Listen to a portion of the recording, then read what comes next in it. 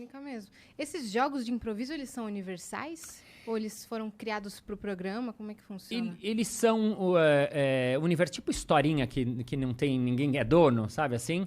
Porque, assim, vários desses jogos foram inventados na década de 60, 70, por um cara chamado Keith Johnston, no Canadá.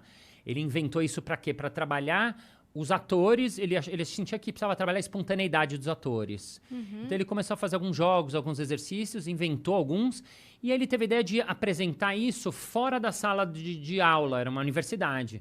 Então ele foi lá no campus, ali num lugar, na quadra de basquete, e começou a apresentar para as pessoas que estavam passando.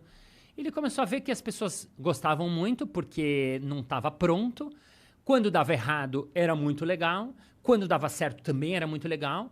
E a plateia gostava de ver essa coisa que é inacabada, que ela tá vendo ser criada. E que você não sabe se a cena vai durar 30 segundos ou 3 minutos. Também. Sim. Em algum momento vai rolar uma piada e vai acabar, ou não vai rolar uma piada e a cena vai acabar, e enfim. A plateia fica assim. E aí ele falou, nossa, isso é muito legal. Se eu começasse a fazer isso como um espetáculo mesmo, porque o improviso... Caramba, isso foi quando? Desculpa? Década de 60. Caramba. Porque assim, para falar histórica e de conceito, o improviso, como ferramenta no teatro, ele sempre existiu. Para a criação de um personagem, para a criação de uma história, para fazer uma peça nova. Então é muito comum um grupo de teatro falar, bom, hoje a gente vai trabalhar, a gente quer fazer uma peça sobre adolescentes. Então, o diretor falou, vamos lá, vamos fazer pequenas improvisações sobre... Vamos lá, vocês dois são dois adolescentes, valendo. E ele improvisa. Então, é uma ferramenta. O que começou a acontecer é que isso que era ferramenta de sala de ensaio começou a ser mostrado para a plateia. Então, a plateia começou a ver a criação acontecendo ali na hora. Aí que a gente está falando desse improviso que é mais moderno, mais contemporâneo, na década de 60, de 70, que começou a se popularizar. Daí, respondendo a sua pergunta dos jogos, e então começaram a se criar vários jogos, vários grupos começaram a jogar os jogos, e aconteceu aqui a mesma coisa. A gente começou a jogar os jogos que eu tinha visto na França, quando eu morei lá, que eram os primeiros, eu conhecia 4 jogos. Então, o primeiro espetáculo que eu fiz jogando no quintal, tinham 4 jogos que eu tinha visto na França, mais 2 que a gente inventou. Então a gente inventou 2 jogos. Que eram quais? Que era um deles, é um jogo que eu adorava, que era o jogo mais difícil de todos, que chamava Jogo dos 10 Segundos. A gente falava a improvisação mais rápida do mundo.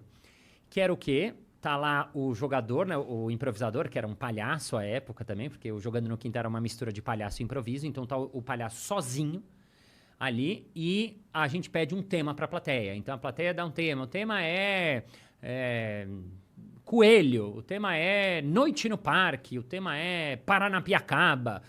E aí o jogador ele tem 10 segundos para fazer uma cena com esse tema que ele recebeu ali na hora. É só 10 segundos.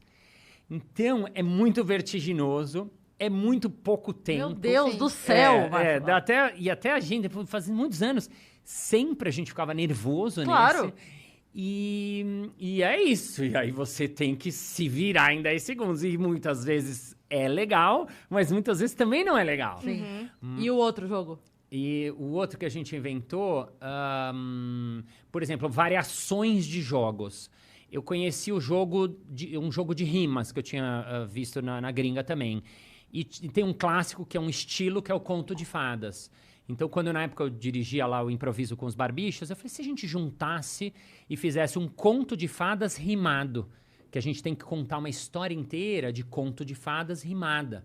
Era uma vez uma história, essa história é uma beleza, ela assim passa com ela, nossa querida princesa.